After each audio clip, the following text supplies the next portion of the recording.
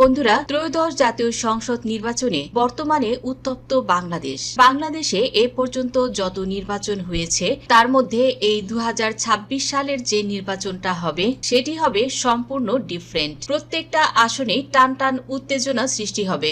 এমনও কিছু আসন রয়েছে দুটি দলেরই রয়্যাল বেঙ্গল টাইগার খ্যাত বাঘা বাঘা নেতা একে অপরের প্রতিদ্বন্দ্বিতা করবেন, অর্থাৎ ডান দিকেও রয়্যাল বেঙ্গল টাইগার, বাম দিকেও রয়্যাল বেঙ্গল টাইগার, অর্থাৎ দুই বাঘে খেলা হবে। তো বুঝতেই পারছেন এক জঙ্গলে দুটি বাঘ থাকলে যেমন হয়। তো বন্ধুরা, বাঘে বাঘে লড়াই কোন কোন আসনে হবে এবং রয়্যাল বেঙ্গল টাইগার খ্যাত প্রার্থী কারা, তো সেটাই এই ভিডিওতে আমরা দেখতে যাচ্ছি। তো চলুন বন্ধুরা, আর কথা না বাড়িয়ে ভিডিওটি শুরু করা যাক। বাংলাদেশের রাজনীতিতে যে কয়টি আসন ঘিরে বাঘে বাঘে লড়াইয়ের সম্ভাবনা সবচেয়ে বেশি, তার মধ্যে অন্যতম ঠাকুরগাঁও এক আসন। এই আসনে বিএনপির হয়ে মাঠে নামছেন দলের রয়্যাল বেঙ্গল টাইগার খ্যাত মহাসচিব মির্জা ফখরুল ইসলাম আলমগীর। আর তার বিপক্ষে যে বাঘ রয়েছে তিনি হচ্ছেন জামায়াতের বাঘ হিসেবে পরিচিত দেলোয়ার হোসেন। অনেকে হয়তো এখনো দেলোয়ার হোসেনকে পুরোপুরি চেনেন না। তিনি একসময় শিবিরের কেন্দ্রীয় সভাপতি ছিলেন এবং একটানা 57 দিন পুলিশের রিমান্ডে থাকার ঘটনাও রয়েছে তার রাজনৈতিক জীবনে।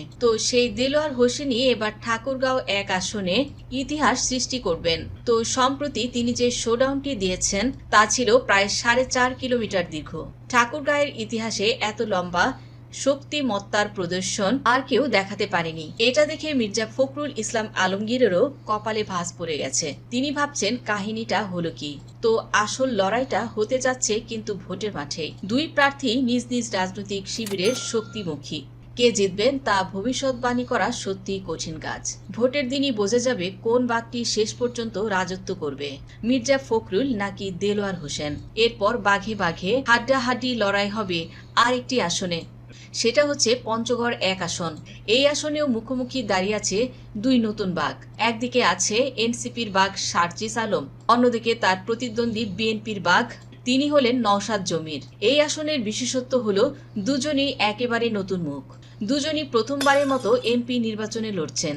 সার্জিস আলম, যিনি কখনো এর আগে জাতীয় নির্বাচনে প্রতিদ্বন্দ্বিতা করেননি, তেমনি নওশাদ জমিরও এই প্রথম সংসদ নির্বাচনে প্রার্থী হওয়া, অর্থাৎ দুই নতুন বাঘ, দুই নতুন যোদ্ধা আর একটাই যুদ্ধক্ষেত্র, সেটা হচ্ছে পঞ্চগড় এক আসন। তাই এই পঞ্চগড় এক আসনে খেলা হবে জমজমাট, হবে দারুণ টান টান উত্তেজনা। তো এখন দেখার বিষয় ভোটের দিনে দুই বাঘের লড়াইয়ে কে এগিয়ে যাবে, এনসিপির বাঘ সার্জিস আলম নাকি বিএনপির বাঘ নওশাদ জমির। এটাও কিন্তু একটি হাই সাসপেন্স আসন। তো এখানে আগাম কোনো প্রেডিকশন দেয়া যাচ্ছে না। তো আপনারা যারা ভিডিও দেখছেন আপনাদের বিচার বিশ্লেষণ অনুযায়ী কমেন্টে জানিয়ে দিন পঞ্চগড় এক আসন থেকে দুই বাঘের এই লড়াইয়ে কোন বাঘটাকে আপনাদের কাছে বেশি শক্তিশালী বলে মনে হচ্ছে। এরপর বাঘে বাঘে লড়াই হতে যাচ্ছে আরেকটি আসনে, সেটা হচ্ছে ঢাকা 8 আসন। ঢাকা 8 আসন থেকে স্বতন্ত্র প্রার্থী থেকে যে বাঘ আছে তার নাম হচ্ছে শরীফ ওসমান হাদি, যিনি ইতিমধ্যে দেশে পরিচিত হয়েছেন একজন স্মার্ট যুক্তিবাদী ও পরিষ্কার ভাষার বক্তা হিসেবে। তার বক্তৃতার লজিক, উপস্থাপনা এবং ব্যক্তিত্ব তাকে তৈরি করেছে একটি শক্তিশালী প্রতিদ্বন্দ্বী। তো তার অপোজিটে বিএনপির যে রয়্যাল বেঙ্গল টাইগার রয়েছেন তিনি হচ্ছেন বিএনপির জনপ্রিয় এবং প্রভাবশালী নেতা মির্জা আব্বাস। তো মির্জা আব্বাসের সাথে লড়াই করাটা কিন্তু খুবই কঠিন হবে বলেই মনে হচ্ছে। তো যেটি শরীফ ওসমান হাদি, তিনি কিন্তু খুব সাহসের সাথে লড়াইয়ের ময়দানে নেমেছেন।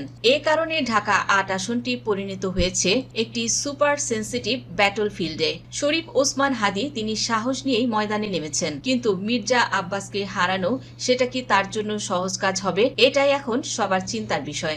এখন দেখার বিষয় ভোটের দিন কে গোলটি দেবে, স্বতন্ত্রের স্মার্ট টাইগার শরীফ ওসমান হাদি নাকি বিএনপির রয়্যাল বেঙ্গল টাইগার মির্জা আব্বাস। তো এখানেও কিন্তু প্রেডিকশন দেয়া যাচ্ছে না। তবে এ পর্যায়ে আপনারাই কিন্তু কমেন্ট করে জানাতে পারেন এই ঢাকা 8 আসনে কি হতে যাচ্ছে, এই আসনটিতে কে বেশি এগিয়ে থাকতে পারে। এরপর বাঘে বাঘে লড়াই হবে আরো একটি আসনে, সেটি হলো ঢাকা 13 আসন।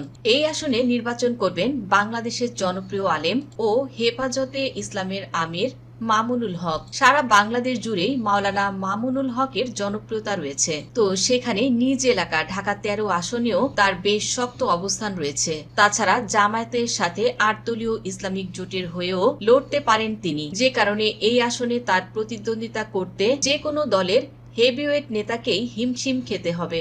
অন্যদিকে ঢাকা 13 আসনের আরেক বাঘ মামুনুল হকের মূল প্রতিদ্বন্দ্বী হচ্ছেন এনডিএম এর চেয়ারম্যান ববি হাজ্জাজ, যিনি বিএনপির সমর্থিত প্রার্থী হিসেবে ইতিমধ্যে এই আসনে ব্যাপক নির্বাচনে জনসংযোগ চালাচ্ছেন। ববি হাজ্জাজের বাবা বিপুল আলোচিত একজন মানুষ প্রিন্স মুসা বিন শমশের। একদিকে বাবার পরিচিতি, অন্যদিকে বিএনপির মনোনয়ন, সব মিলিয়ে ভালো একটা অবস্থানে রয়েছে ববি হাজ্জাজ। তাছাড়া তার ইতিবাচক দিক হচ্ছে উচ্চশিক্ষা, তরুণ প্রজন্মের কাছে গ্রহণযোগ্যতা এবং আন্তর্জাতিক পরিমণ্ডলে পরিচিতি।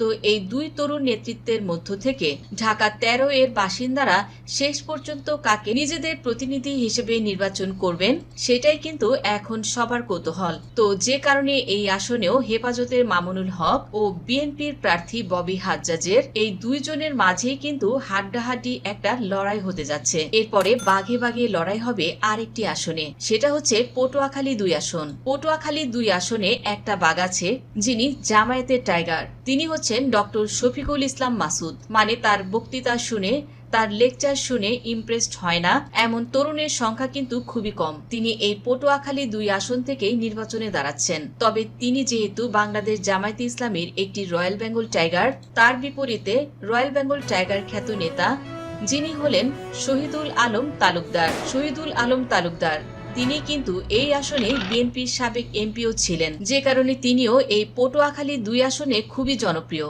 এবং বিএনপির প্রচারণাতেও এখন খুবই শক্ত অবস্থানে রয়েছেন তিনি। যে কারণে পটুয়াখালীর এই আসনে বাংলাদেশ জামায়াতে ইসলামী ও জাতীয়তাবাদী দল বিএনপির এই দুই বাঘের হাড্ডাহাড্ডি একটা লড়াই হতে যাচ্ছে। এরপর বাঘে বাঘে লড়াই হতে যাচ্ছে আরেকটি আসনে, সেটা হচ্ছে কুমিল্লা 4 আসনে। এখানে নির্বাচনী ময়দানে নামছেন জুলাই বিপ্লবের অন্যতম পরিচিত মুখ হাসনাত আব্দুল্লাহ। দেশের রাজনীতিতে তার উত্থান যেমন আকর্ষণীয়, তেমনি এবার কুমিল্লা 4 আসনে তিনি একেবারেই নতুন প্রতিদ্বন্দ্বী হিসেবে আবির্ভূত হয়েছেন। অন্যদিকে তার সামনে দাঁড়িয়ে আছেন বিএনপির আরেক রয়্যাল বেঙ্গল টাইগার, তিনি হলেন মঞ্জুরুল আহসান। তবে হাসনাত আব্দুল্লাহ তিনি যদি এই আসন বাদে অন্য কোনো আসনে ভোটে দাঁড়াতেন তবে সে হয়তো একেবারে বেরিয়ে যেতে পারত। তো যেহেতু তিনি এই আসনেই নির্বাচন করছেন, এটি তার জন্য একটু হার্ড হতে পারে। এর কারণ হচ্ছে এই মঞ্জুরুল আহসান তিনি কিন্তু বিএনপির সাবেক এমপি। বিএনপির ওই আসন থেকে তিনি নির্বাচন করেছিলেন এবং এমপি ছিলেন, যার ফলে তার নেটওয়ার্ক কিন্তু অনেকটাই শক্তিশালী। এই নেটওয়ার্ক ভেঙে যদি এখানে হাসনাত আব্দুল্লাহ জয়লাভ করতে পারে, এটি বাংলাদেশের ইতিহাসে রেকর্ড হয়ে থাকবে। দীর্ঘদিনের সেই রাজনৈতিক প্রভাব ভেঙে এখানে হাসনাত আব্দুল্লাহ যদি জয় ছিনিয়ে আনতে পারে, তবে সেটি হবে নিঃসন্দেহে বাংলাদেশের নির্বাচনী ইতিহাসে একটি বড় ধরনের রেকর্ড। তাই বলা যায় একদিকে এনসিপির পক্ষ থেকে হাসনাত আব্দুল্লাহর গর্জন, অন্যদিকে বিএনপির মঞ্জুরুল আহসানের চাপা বজ্রধ্বনি। এখন দেখার বিষয় ভোটের দিন মাঠে নামলে কুমিল্লা 4 আসনে কোন বাঘ শেষ পর্যন্ত রাজত্ব করবে। তো বন্ধুরা, আপনারা যারা ভিডিওটি দেখলেন, আপনারা কাইন্ডলি একটু প্রেডিকশন দেবেন বা ভবিষ্যৎবাণী করে কমেন্টে একটু জানাবেন যে আসনগুলোর কথা বলা হলো, এই আসনগুলোতে আসলে দুই পক্ষের খেলাটা কতটা জমবে বা গোলটা কে দিতে পারে, তার নামটি কি হতে যাচ্ছে। ভিডিওটি ভালো লাগলে শেয়ার করুন এবং এমন ইনফরমেটিভ ভিডিও পেতে সাবস্ক্রাইব করুন জেনজি ডেইলি পলিটিক্স। ধন্যবাদ দর্শক সম্পূর্ণ ভিডিওটি দেখার জন্য।